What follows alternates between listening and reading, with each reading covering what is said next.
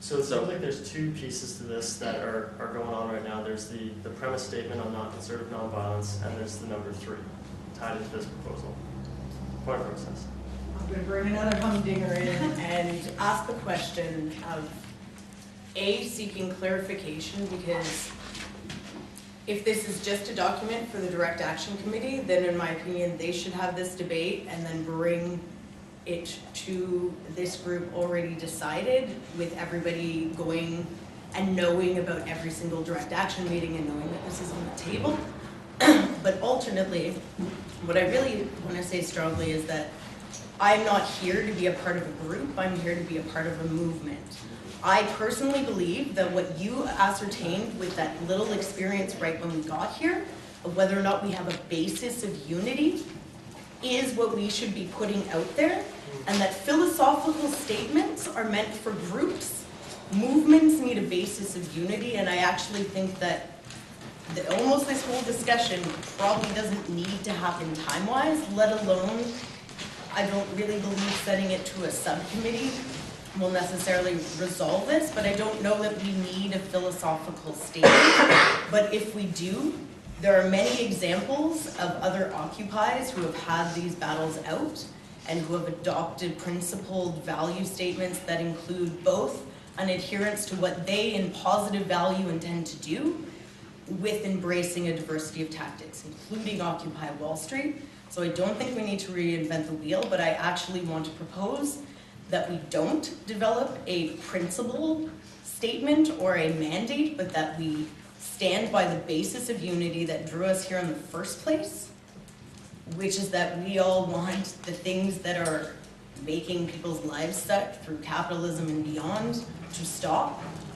I don't know that we need to go past that. So my proposal is that we develop a simple basis of unity and allow autonomous beings, not in groupthink, but autonomous beings as part of a fluid movement where people will choose their tactics, their choices, and their decisions and involvement with each other at each instance that makes sense, and that we actually table this debate, because I think that we don't need to have it, because I don't want to be a part of a group. And I don't know if that's where people are seeing this going, if this is something. So, are you saying then that, are you in a way saying that this is acting as a guidelines for direct actions to create their proposals for the GA?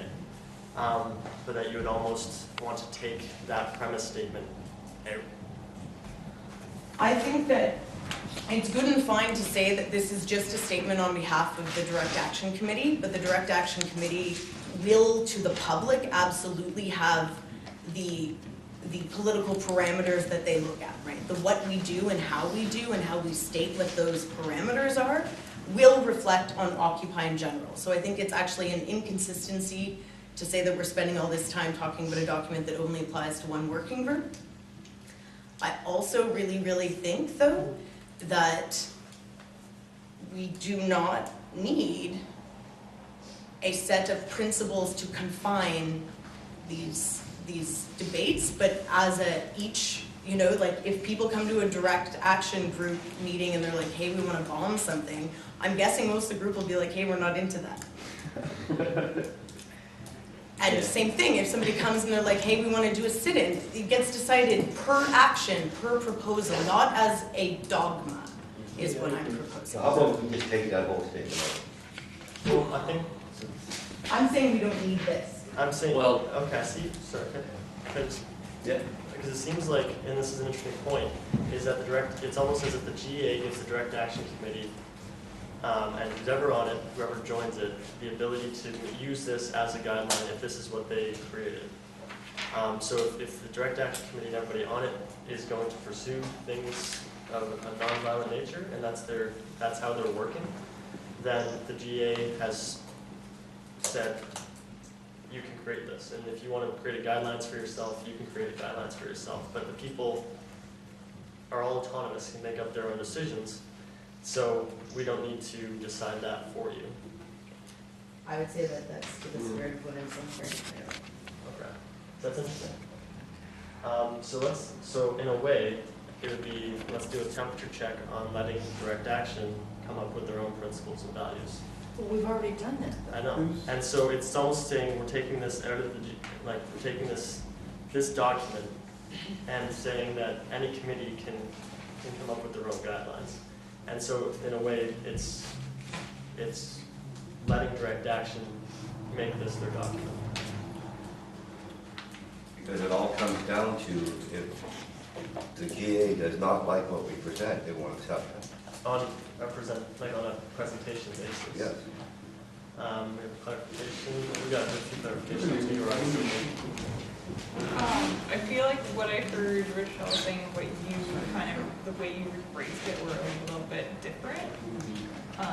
So my understanding from what Rochelle was saying was kind of saying that no committee, or maybe the direction committee, the action committee specifically, should not have any design principles. Not that we're just kind of letting the committee do whatever it wants, but let's make sure that we don't have principles that confine our work.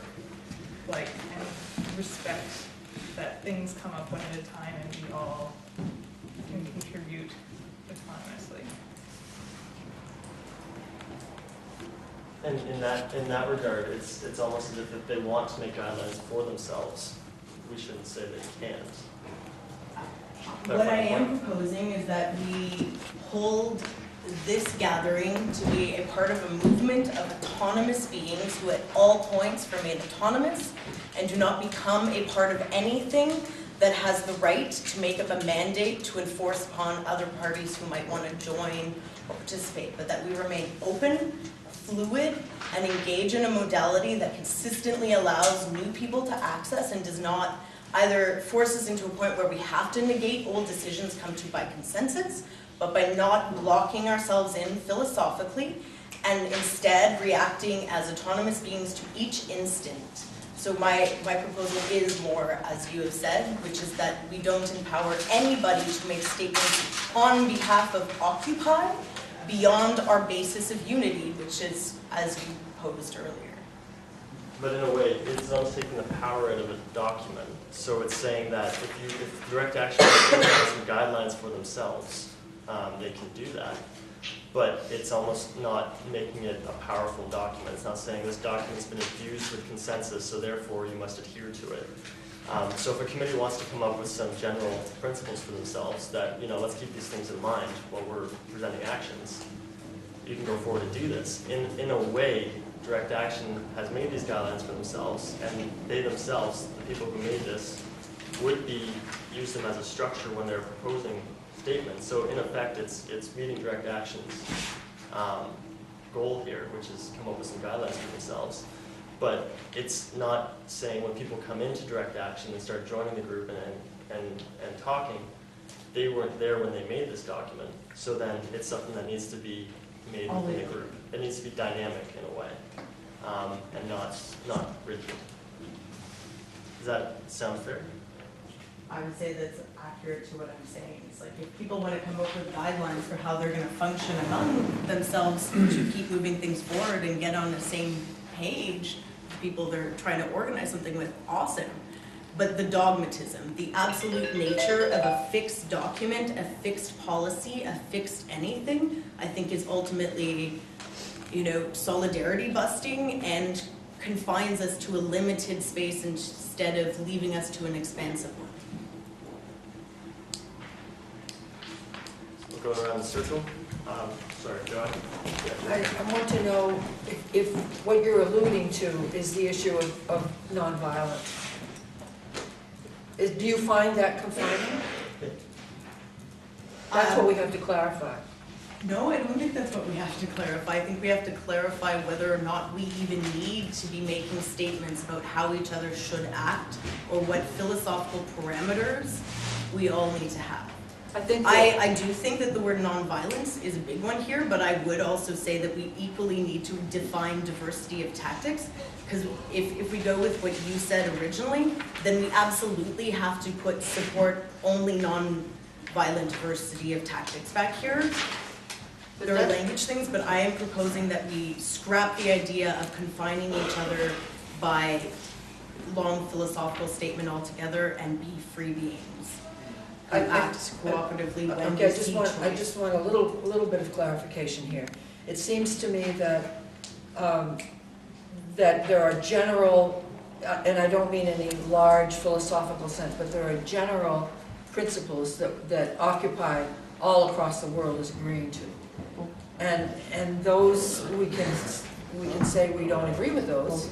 We've discussed that, but it seems to me that it isn't so much a philosophical thing as it's a matter of tactic. So nonviolence is a tactic that has been adopted by Occupy movements, and it's not something that I think can be willy-nilly decided against on some kind of, on the part of some subcommittee or some special group. That's the clarification I'd like. To that, I would add the point of information that I spent a lot of time in the last couple of days looking up other Occupy's debates around this. There is no fixed statement, but by all means, Occupy Wall Street, Boston, and most major cities in the US have decided that they will not make a fixed statement against a diversity of tactics, and Occupy Wall Street and many of the bigger ones have specifically made a statement of diversity of tactics that I can bring up for you, that I have on my computer right here. So it would be inaccurate to say that all the Occupy movement has stayed on the non-violence only. That is not what I've learned. Coming around the circle, there's a few people who had other points. Miss Miles? I was coming around. Okay. I was going that way. Oh, that's me. Brian, I don't want to be filmed. Sorry, dude. Yeah, I'm sure I should have an opinion on this. What brought me out to this meeting was I was in the coffee shop and talking to someone.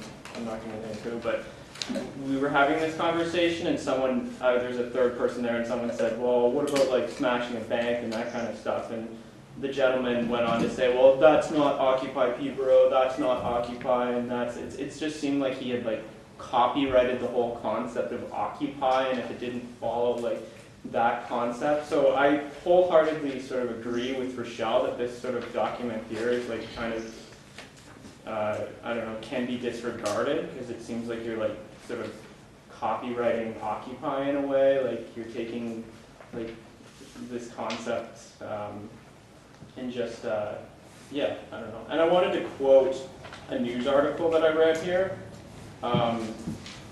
It was a girl from Occupy Oakland who was being, is this okay? Yes. That was being interviewed on Democracy Now!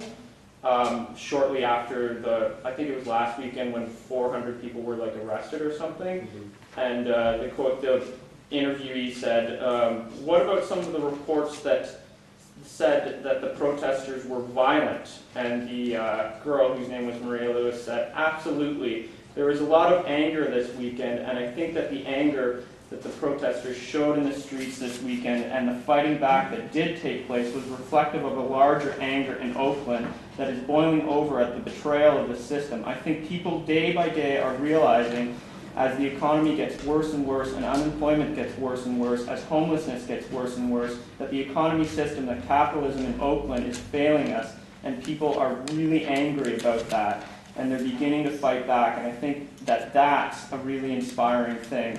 So, sort of, yeah, just, I don't know, if you wanted to have something like this, you could just cross out the only assertive nonviolence and just have diversity of tactics. Yeah, do you have a point you wanted to make? I thought you had your hand up before. That's all I would say. I definitely agree with that. I think that's a good, way to make this document pretty non-controversial. I get the idea about this document maybe not really necessary, but as long as it's not being thought of as like a constitution and it's just like maybe some suggestions, working guidelines for that group at the moment, then I think it's other than if we cross out only assertive nonviolent resistance is acceptable, everything else in the document seems pretty non-controversial, and just take it as guidelines, not rules.